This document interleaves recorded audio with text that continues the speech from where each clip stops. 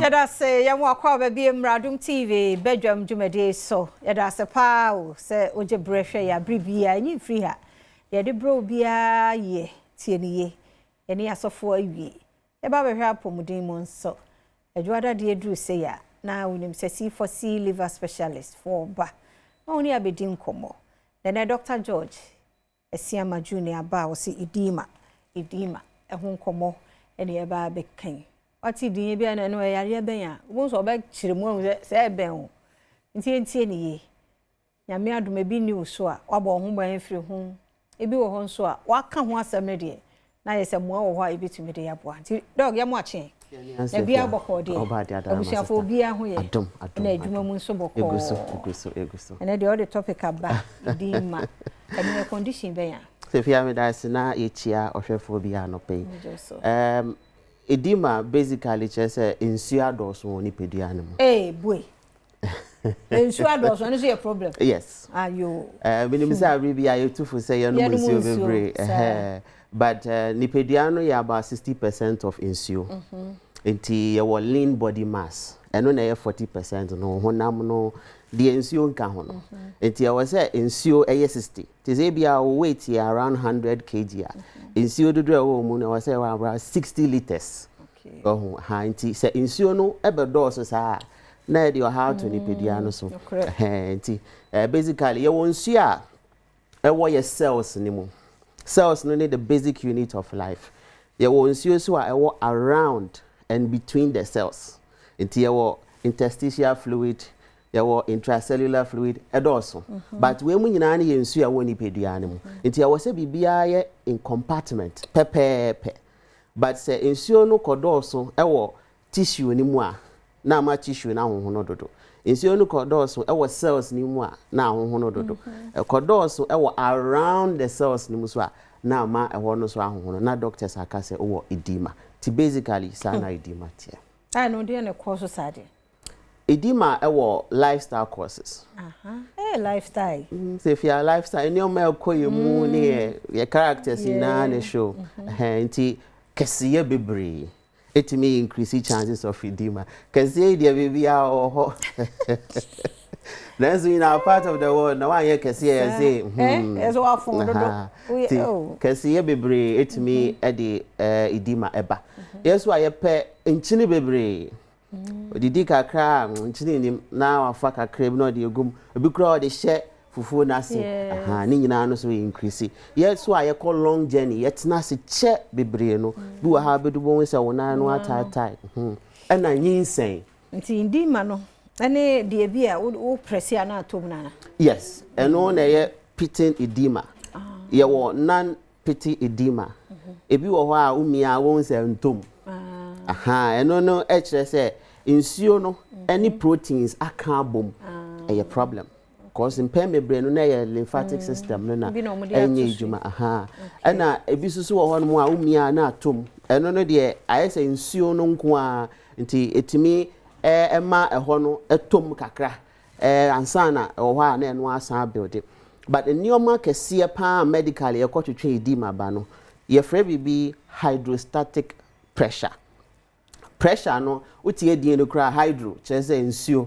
nti ye was special pressure we mu a eno na boa ma nsuo move freely sa nsuo no so eni kwan se esoni bebre woni pedua ne mu se be soni bebre a na hydrostatic pressure no akosoro dodo enioma etimi ma hydrostatic pressure no kosoro ma nsuo soni bebre woni pedua ne mu eye hypertension so pressure be kosoro bebre ebasa say blood vessels no was no eba insuo sone bebre ebisu wo ha na eye akoma na nkasa akoma no wo chambers ye wo the left right chambers of the heart o right side of the heart no enya failure na problem eba ho a etimi ema insuo ejina woni pedua ni nyina mu the friend no peripheral edema no na che say aka wo nerves no aka wo muscles no ama insuo na build woni pedua ni mu se eka eye o left side of akoma no so a na e push nsuo bebre akọ lungs ni mu nti na oba benya pulmonary edema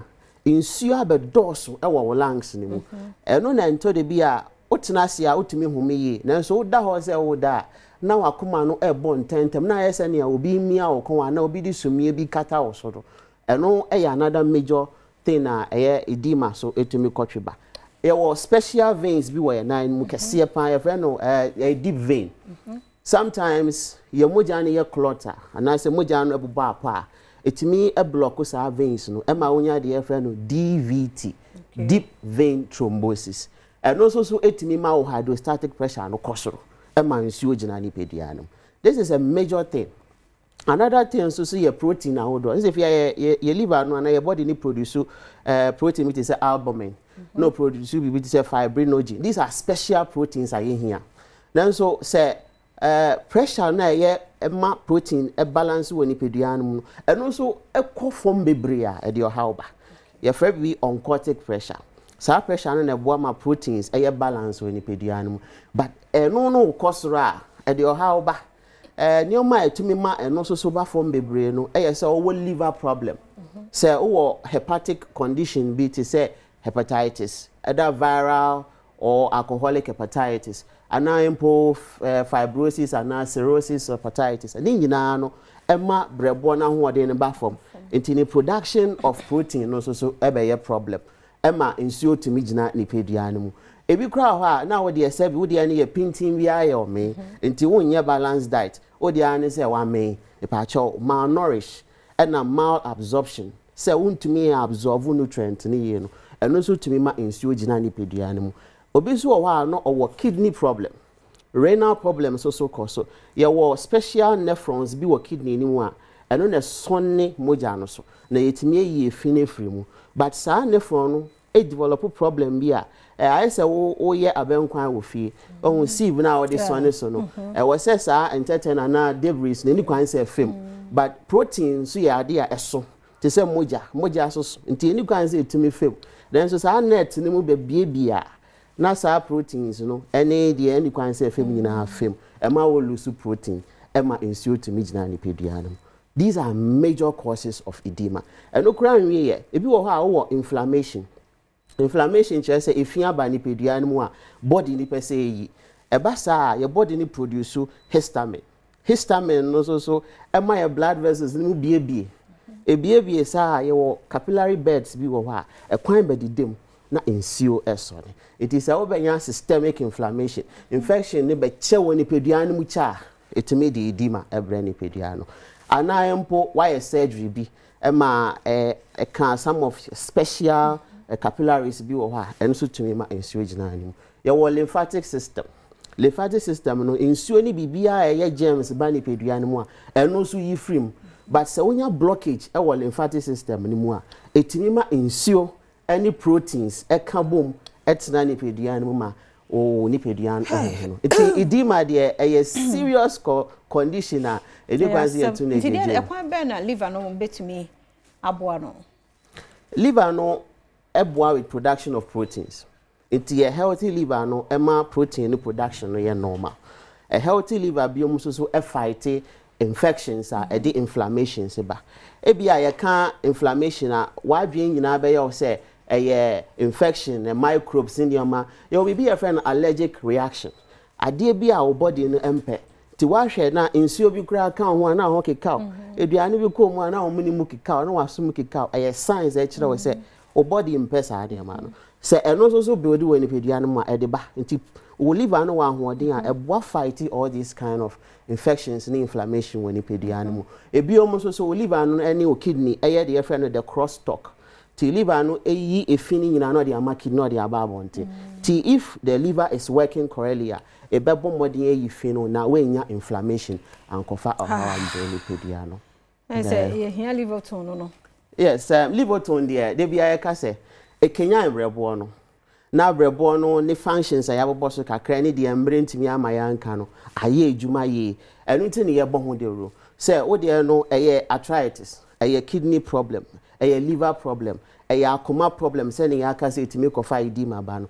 Wo hia liver tone. Liver tone Kenya liver no e ma ne produce nitric oxide. E wo ma blood vessels ne mu bieye ma akoma no to ne bo asebo. na pressure bia ankofa edema mba. Okay. Nti ye besre se baby a wo bia no ye promo of free delivery edwuma na C4C liver specialist hospital so dominant all over Ghana and to some extent some part of Europe. What Ghana had the central region, Cape Coast, were Green Hill opposite Addison Square Garden. Aguna Adom so branch Kesiepa, Ewo Watakradi opposite Fejai, May Sport. Kumasi in the Ashanti region, there were Joso Kwamu, Jachi Junction.